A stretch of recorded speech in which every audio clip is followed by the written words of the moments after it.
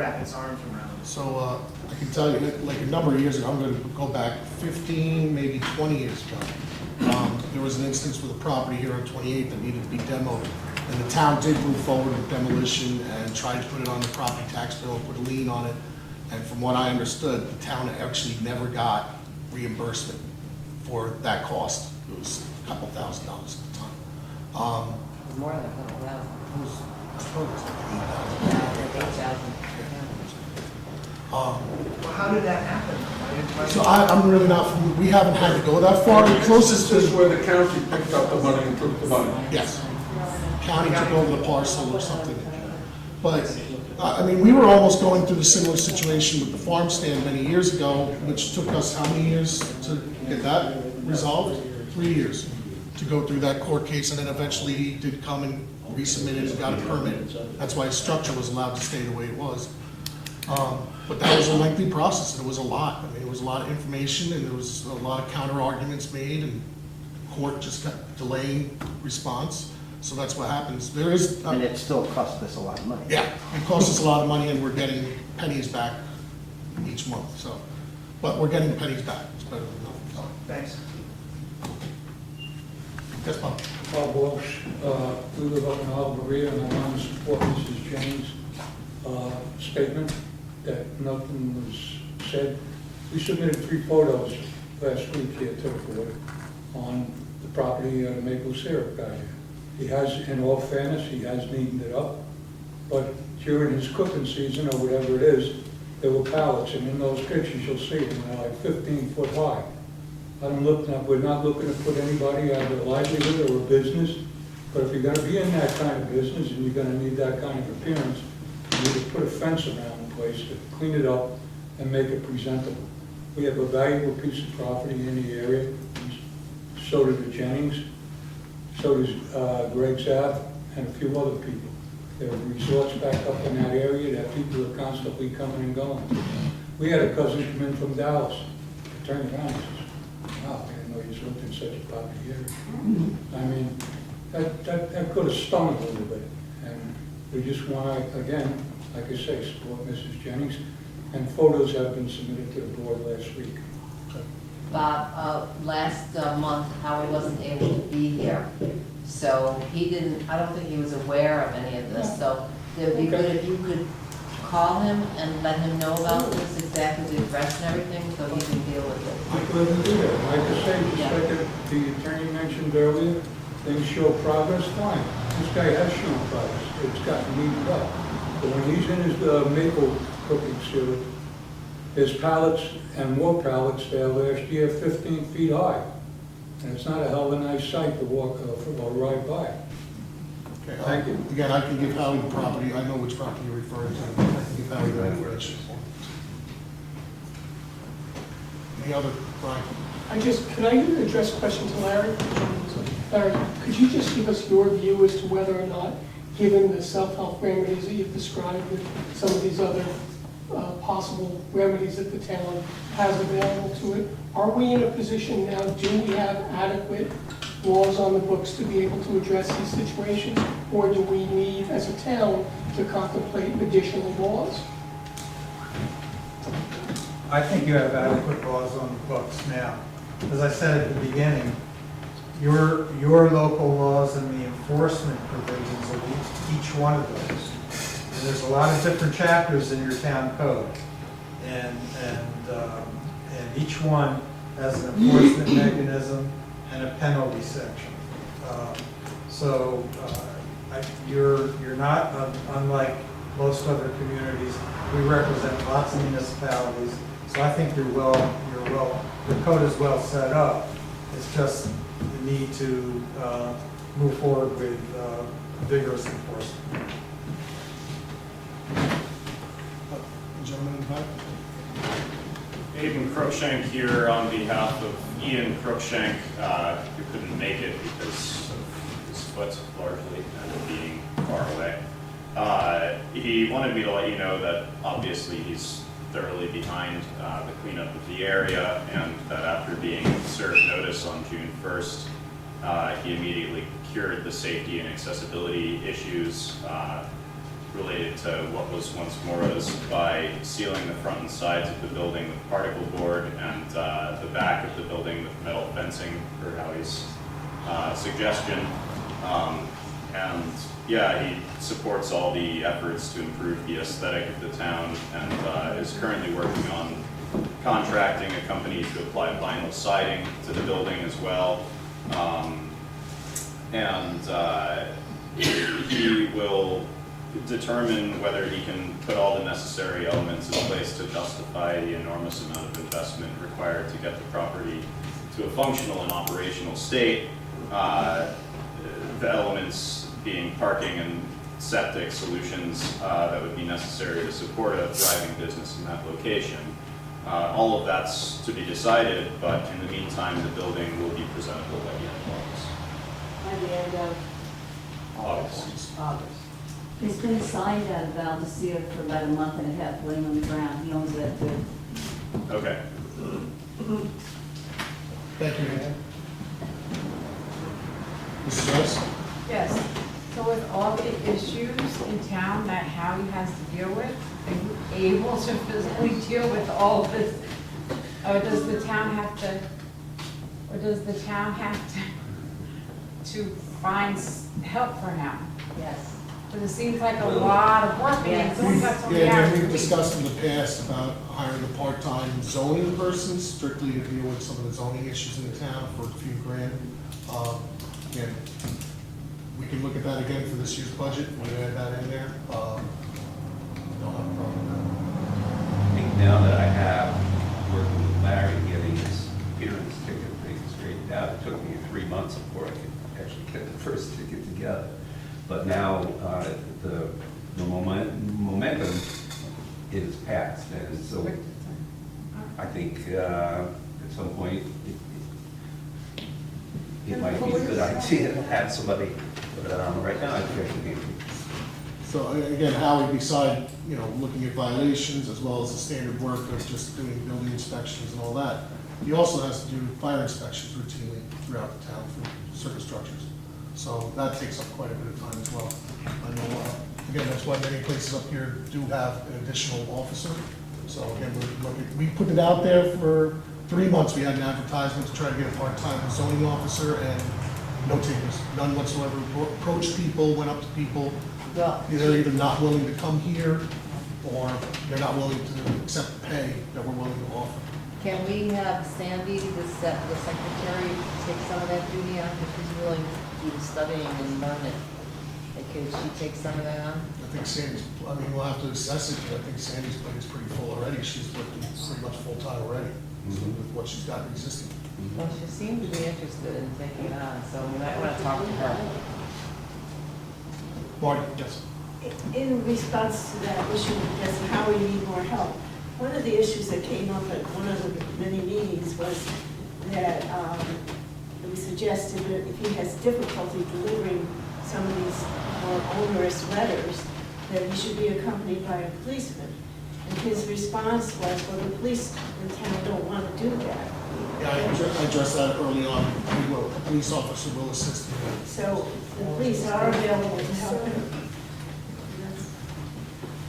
I have to say, if I can continue, that it's a little discouraging. I know it appears you're getting the act together. And I know 12 went out and 3 came in, but there doesn't seem to be a long-range plan for the gas station, which I guess I was hoping would come out of our discussions. Ian's representative says he secured the building, but the back is wide Oh, open. absolutely. It's You know, horrible. it's not secure on one side, and I There is a really don't know what's 12-foot going on fence. with the yard sale, but it feels a little like 1 step forward and 2 steps back. And I'm just hoping we can coalesce the energy and the desire of people to see our Hamlet be the kind of beautiful place we know it can be. I'm not, it just feels like it's all going through mud, Okay. slogging along. Just to remind, again, you said that there was a 4-foot There's a 4-foot high fence around the back of the building, yes. It's attached right to the framing of the building. You can't see it when you're driving by, but if you get out of your car, you'll see there is a fence. I'd like to see him do more than that. Well, he also said by August 1, so it sounds like he has plans. End of August. Oh, sorry, I heard that one wrong. August 31, wishful thinking, but it's a date at least. I'm happy to hear a concrete date. Chuck. Mr. Perez. Is there, I'm just asking you if there's any I got possibility. my hands folded in front of me. What do you want? Okay. I'm just curious if there's any way that you think you could set up a schedule with Howie as to. I'm working on it. To give you a date and not meet it, I'm gonna feel bad about it, but the fact of the matter is, I'm working on it. And it's, if you want a date, what do you want me to tell you? What do you want accomplished by a date? A date? Well, I think. And you said, everybody you works together. you go one step forward and 2 steps back. I prefer to say we went 2 steps forward and maybe 1 step back. But it's semantics. I've made an honest attempt, and I'm continuing to work on it daily. It's not the only thing going on in my life. Unfortunately, that's sort of vague. Well, it's a vague, but I went to a structure fire last night, I went to an accident the other day, I mean, it was in Kingston today. You know, I've got a life beyond work. But that's not going to probably stop. I think that's sort of. That's correct, and that's why I can't give you a specific date. So being that you're saying that, I don't really see an end really to this. Okay, and you're probably not, because I'm still in business. So, again, therefore, I'm gonna defer to Larry, like, basically, we're at legal remedy, and that's the only way we can get a timeline. We'd have to continue on through the court, or continue through the process that Howie laid out, and then, until we can, again, we'd have to be in court, I would think, to have to force a timeline for removal of these stuff. The orders to remedy have specific timelines from, in which they're supposed to, perform.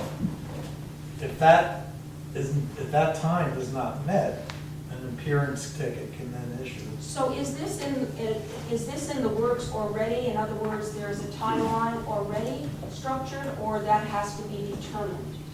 Well, the order to remedy gives him 30 days. He's already had longer than 30 days. Right, exactly, He that's what I. had tickets from years ago that would never. Right, so. Not tickets, but violation. What's definitive going forward, because it still sounds very nebulous. Well, I'm gonna serve Chuck on the appearance ticket. And then he's gonna come into the courtroom and the judge will make an order. The code in this town is you're allowed to have up to 12 vehicles on your property if you're a registered auto repair shop, but they can't be sitting in a parking lot. They have to be in a concealed area behind a fence or the side of the road. When did that law take effect, Howie? 7. I don't know, but I think you're wrong. I think you're wrong. I don't know. Oh, I'll again, try. All right, there's no sense in arguing yeah, that kind we're not gonna debate it here. Again, it's gonna be a case of, It's on the books. for the court. Somebody to hear. Any other questions? John? No. Does that mean you're gonna serve Chuck? Yes, the ticket is ready to be served, yes. That's our next step. And one more question. The key that I heard was aggressive enforcement by the town. And I think just everybody showing up is inspiring the town board to start aggressively enforcing things. But I also heard that when you can't find a property owner, the town can't do anything. No, that's not, no. Don't mistake that. It's that we're trying to find the proper owner. Right. We have an idea of who it is, they're just not responding. No, I don't want to pick any one particular property. Yeah, we don't I just have- want, in general, if you can't find somebody to serve him, he keeps going out the back door, she keeps going out the back door. You eventually get a sheriff to serve them? They're gonna do the same thing for the Larry. I mean, there are various ways for personal service under the civil practice and the criminal practice procedures. And there's a specific way that can be done if you can't find a person like that. Some places will, some instances you could just publish in the newspaper. Some instances you go to do what we call nail and mail, which is, nail the summons and complaint, nail the violation notice to the door, and then put it in the mail, send it certified. Doesn't pick it up, the courts will deem that adequate service. So there are mechanisms that can be utilized to achieve service.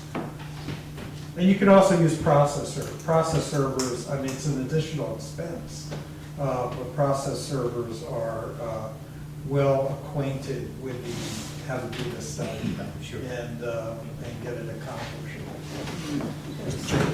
As the attorney just pointed out, using a process server has a fee, but it also relieves our, meaning the community's code enforcement person, from the time of chasing his tail and trying to find these people to do service. His time can be much better spent aggressively inspecting and citing than chasing his tail trying to find people to do a proper personal service with. The fee for a process server, arithmetic mean, $200. Well worth the $200 so he can go out and handle 6 or 8 pieces of property in the time he's chasing his tail. And again, we haven't, as Howie can explain, how many have you had to serve so far? I've served 3 people so Three. far. So this is the first instance that we're running into that, so we will address it moving forward. If need be, yeah, it's an option for us to And follow. I wasn't suggesting using a processor, I was suggesting. I was. See, I know. I was. What happens in most municipalities is that the code enforcement officers know the properties, they know the people, and they could just, easily just usually go over to the place and give it to them. But but in those- such as the maple syrup fight where the people don't live there, or where it's an estate and it's in litigation, where nothing but time has to be spent to follow through and proceed to get an acceptable service done. Howie's time is far better spent inspecting the properties he has, including the fire inspections here in the community, than trying to delve into the bowels of the registration and trying to find people. In those situations where it's difficult, the process server could make sense, yes, to save his time. Well, and again, it's not that we can't, again, we have names, but if they're down in Long Island, I mean, all this stuff, yeah, we have to mail it out, we have to get a response from them. And businesses are usually in a corporate form of some sort. Of course. And you can file it with the Attorney General. And that's Absolutely, but the, if it's out in Long Island, it doesn't make sense for Howie to go out to Long Island, where he can get a process server he in, doesn't need to, he can mail it to who all. works there, or do it Sends a mail copy, and mail. sends a copy certified mail, I mean, So Larry, the unsafe building law that we have on the books, does that mean that, do we have to find the owner of that, or can we just as a town go in and fix something? Well, you have, under your code, you have to locate, you have to notify the owner. It doesn't say you have to find the owner, but you have to notify the owner. So And we there, have- and there are also provisions that, if it's an emergency situation, you can go right ahead and skip the due process part, take that thing down, if it's. Well, if like, it's a- in the instance in Mount Trucker where there's about 100 bags of garbage, that is a horrible, Yeah, nuisance that's not there. necessarily, debris and garbage is not necessarily unsafe building. Health hazard. but it is. I encourage everybody to just take a look at your code and go down the list of the chapters and familiarize yourself with the various, because there's one chapter that deals with debris. There's another chapter that deals with litter. There's another chapter that deals with unsafe buildings. There's another chapter that deals with zoning.